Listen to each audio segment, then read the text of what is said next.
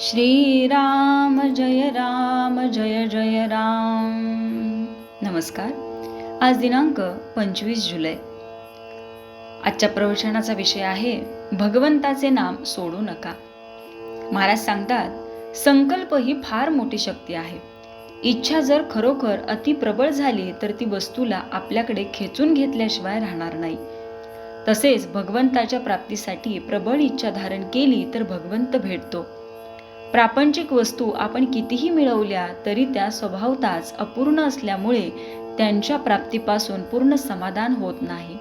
याच्या उलट भगवंत स्वतः पूर्ण असल्यामुळे आपल्या वासनांची पूर्ण तृप्ती होऊन त्या क्षीण बनतात आणि नंतर आपोआप नाहीशा होतात. म्हणून नेहमी भगवंत मला हवा अशी इच्छा करीत जावे.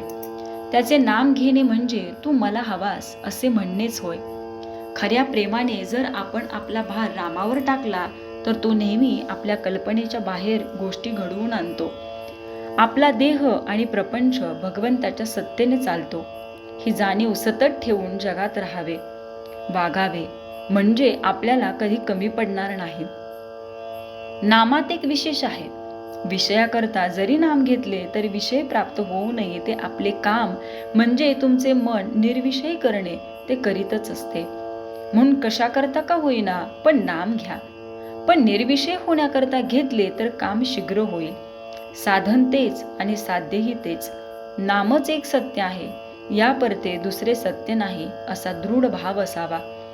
आपण कोणाचे कृत्य करीत असताना ज्या करता जे आरंभले ते जसे नेहमी आपल्या डोळ्यासमोर असते त्याप्रमाणे नाम घेताना आपण ते कशाकरता घेतो त्याची जाणीव अखंड असावी.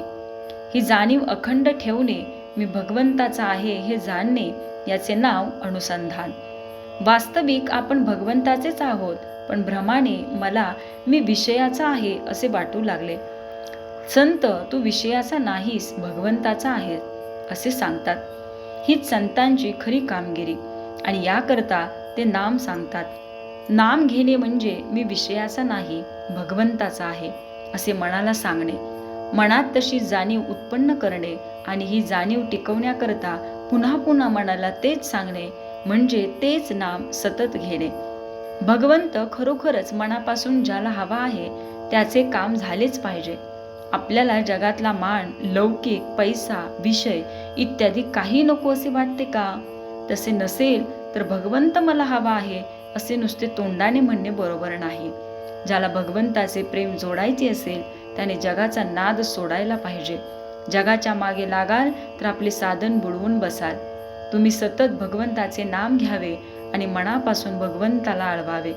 तुम्ही कितीही पतित असला तरी पावन होऊन जाल, हा माझा तुम्हाला आशीर्वाद आहे. तात्पर्य, जो जो संकल्प उठेल तो रामस्मरणयुक्त असला पाहिजे. श्रीराम जय जय राम.